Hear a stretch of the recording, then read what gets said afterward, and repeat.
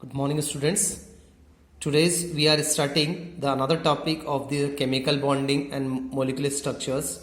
वो है आपके पास वैलेंस बॉन्ड थ्योरी, जिसे आप बोलते हो शॉर्ट में VBT theory. Before valence bond theory we have discuss the VSEPR theory, जहां पर आपके पास VSEPR theory gives the geometrical of simple molecules, but theoretically it does not explaining them also. So it is explained by the valence bond theory, जहां पर आपने shape of molecules देखा, structures देखा due the presence of lone pair electron as well as bond pair of electrons. So हम लोगों ने देखा था lone pair of lone pair is greater than lone pair bond pair and lone pair bond pair is greater than bond pair. So they are giving the different shapes according to the presence of lone pair of electron and bond pair of electron at the central metal atoms. हमने उसे classify किया था two parts में, the central atom which present lone pair of electron and central metals और central atoms do not have any lone pair of electron. So they are showing the different geometries. Here we are discussing the valence bond theory. So जो valence bond theory है, जो concept है, ये first forward किया था Heitler and London ने. That's why this theory also known as Heitler and London theory. And इसको जो डेवलप किया था वो किया था पॉलिंग एंड स्लेटर ने. So here we are discussing कि valence bond theory was introduced by Heitler and London in 1927 and उसको डेवलप किया था बाय पॉलिंग एंड स्लेटर्स ने. सो ये जो डिस्कशन है of valence bond theory is based on the knowledge of atomic orbitals, electronic configuration of elements, etc. So जो overlap होगा, they are giving the different structures with the presence of half-filled orbitals and other orbitals. So here is some postulates are given by Slater as well as Pauling. So जो आपके पास valence bond theory थी उसके according chemical bonding occurs due to the presence of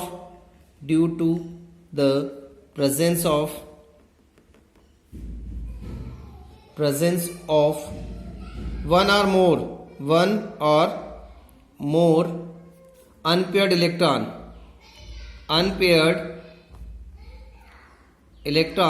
in the valence shell of atom. सो ये जो दिया था आपके पास theory दिया था, वो दिया था अपने पास स्लेटर एंड पॉलिंग ने. मीन्स केमिकल बॉन्डिंग ऑकर होगा due the presence of one or more unpaired electrons in the valence shell of atoms. तो जो एटम है उसके वैलेंस शेल में आपके पास अनशेयर्ड पेयर ऑफ इलेक्ट्रॉन्स यदि प्रेजेंट रहेंगे तो आपके पास वैलेंस बॉन्ड थ्योरी होगी. सो ये जो कॉन्सेप्ट है this also known as valence bond approaches.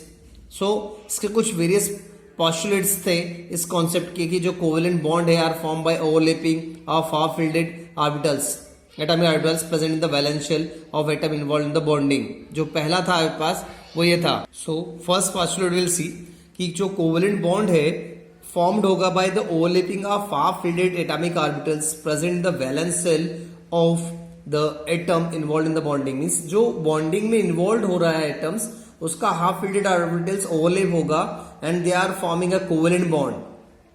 Then second postulate था कि जो एटॉमिक ऑर्बिटल्स हैं जो ओवरलैप हो रहे हैं they must contain unpaired electrons with the opposite spin. Means उनके पास जो है अपोजिट स्पिन होगा.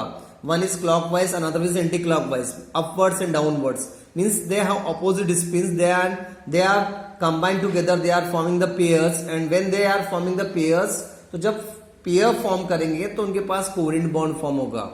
नाउ हम देखते हैं third postulates of valence bond theory कि जो स्ट्रेंथ है कोवेलेंट बॉन्ड की, जो स्ट्रेंथ है वो डिपेंड करेगी आपके पास एक्सटेंड और ओवरलैपिंग में. एक्सटेंड ऑफ ओवरलैपिंग मींस जितना ज्यादा ओवरलैपिंग होगा, ग्रेटर ओवरलैपिंग होगा, उसकी स्टेबिलिटी, जो बॉन्ड की स्टेबिलिटी होगी उतनी ज्यादा होगी.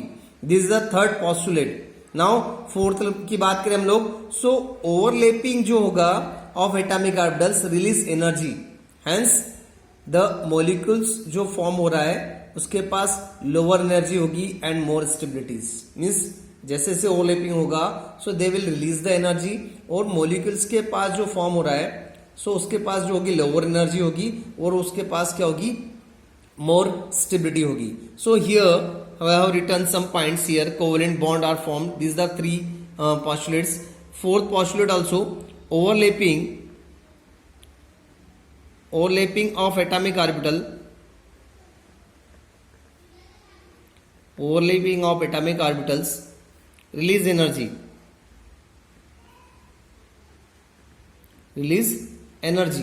And hence the molecule so formed has lower energy and more stability. Lower energy and more stability. मतलब जितनी कम उसके पास जो है एनर्जी रहेगी, स्टेबिलिटी उतनी ज्यादा स्ट्रांग होगी. So these are the 4 postulates of valence bond theory. यदि हम लोग कंसिडर करें 2 hydrogen atoms A and B, 2 hydrogen atoms जो हमारे पास 2 hydrogen atoms A and B, so approaching each other having the nuclei Na and Nb, having nuclei Na and Nb. ये हमारे पास nuclei है Na and Nb. So here electrons and having the nuclei A and B, then and electrons present in them are present by, जो electrons है and electrons present in them are represented by EA and EB. EA जो है nuclei ए का है और EB जो है nuclei B के इलेक्ट्रॉन्स है. When the two atoms are at large distance, when the two atoms are at larger distance from each other,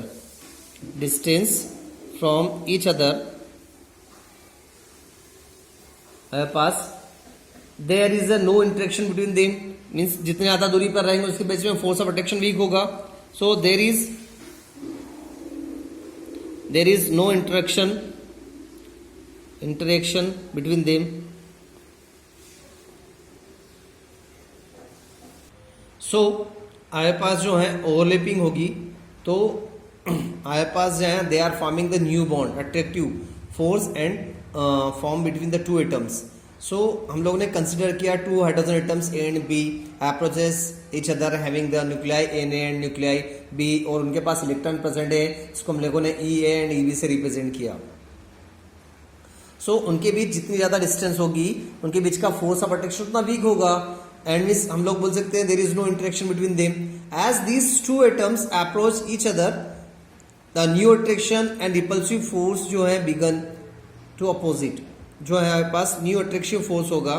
सो जो अट्रैक्टिव फोर्स है अराइजेस होगा बिटवीन किसके बीच में, पहला हम लोगों ने लिखा 2 न्यूक्लियाई है N A and B and 2 electrons E A and B. So जो हमारे पास फोर्स होगा अराइज होगा, अपोजिट फोर्स होगा, अट्रैक्टिव फोर्स एंड अपोजिट होगा between the two atoms. So nuclei of 1 atoms and its own electron, means हम बोल सकते हैं N A E A and N B E B. This is the second one. Here is written attractive force arises between nuclei of 1 atoms and its own electrons, that is Na and Nb. This is the first law. Second भी लिख सकते हैं हम लोग कि जो nucleus of 1 atom, nucleus of 1 atom and electron of other atoms, electrons of other atom, ये तो अपने ओन इलेक्ट्रॉन के साथ हो गया. मीन्स एन ए जो है N A electron of other atoms E B हो जाएगा.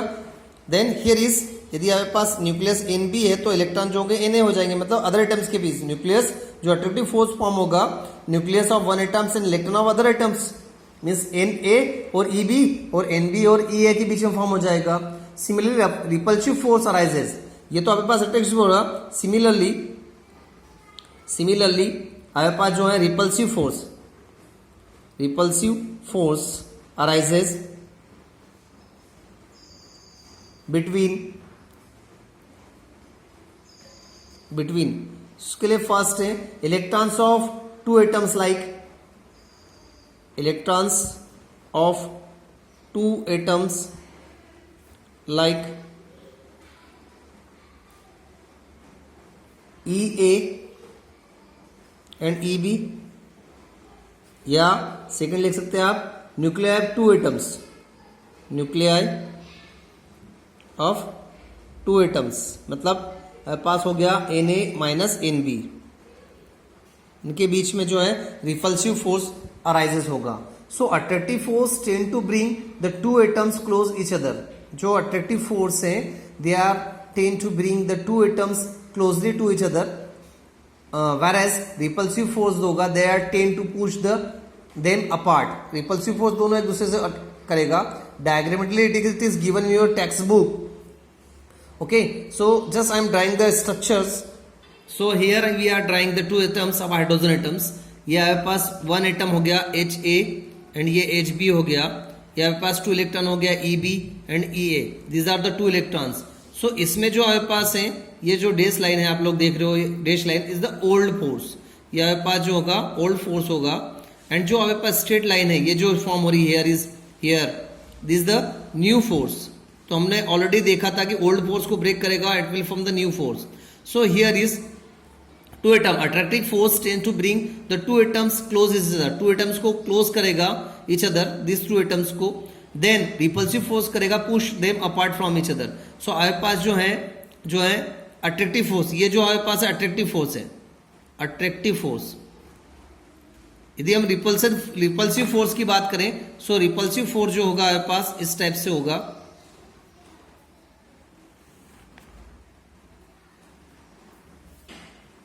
The repulsive force, so this is the positive one, B, ये आपके पास A हो जाएगा, this is the B, then this is the EB या EA हो जाएगा, EA, so this is the repulsive force।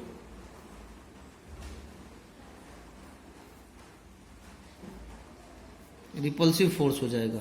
Means आपके पास यदि अट्रैक्टिव फोर्स को हम लोग एक साथ लाएंगे तो they are close together and repulsive force होगा तो जो पुश करेगा them apart from each other.